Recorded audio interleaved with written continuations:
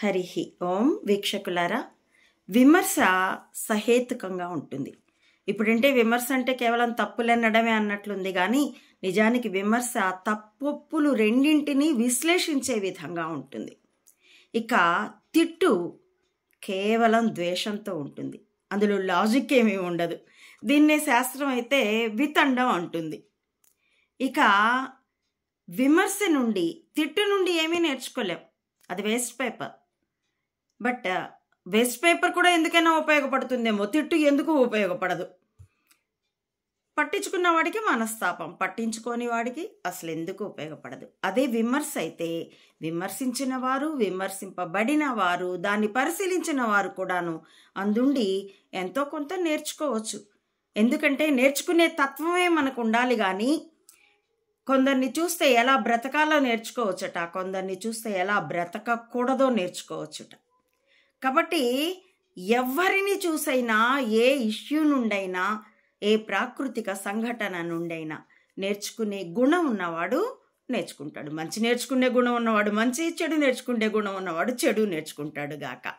ఎందుకంటే చిన్నతనంలో నా స్నేహితుడు ఒకడు ఉండేవాడు. మేమంతా బాల్య స్నేహితులం, ఏపీ దర్శన్ టూర్ మేట్స్ అని చెప్పుకుండేవాళ్ళం.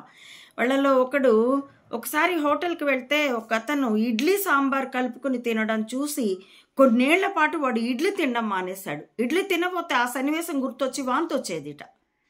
అలాగా దేన్ని చూసైనా నేర్చుకునే గుణం ఉన్నవాళ్ళు నేర్చుకోగలరు. కొందరిని చూసి ఎలా బ్రతకాలో, కొందరిని చూసి ఎలా బ్రతకకూడదు, అది వ్యక్తిగత విచక్షణని బట్టి ఉంటుంది. వివేక చూడమని ఆదిశంకర్లు అనుగ్రహించవచ్చుగాక, దాన్ని ముట్టుకుని దాన్ని అధ్యయనం చేసే బుద్ధి కూడా ఉండాలి కదా.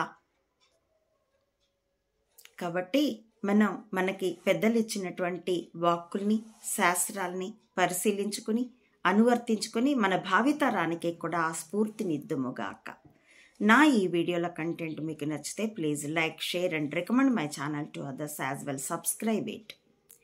Please support Amma Odi Mata Anantananda to spread the truth of either spying or spirituality up to the roots of this society as well. Support me financially also. సన్యాసికి భిక్ష అడగడం స్వధర్మమేనండి. చూసినందుకు ధన్యవాదాలు.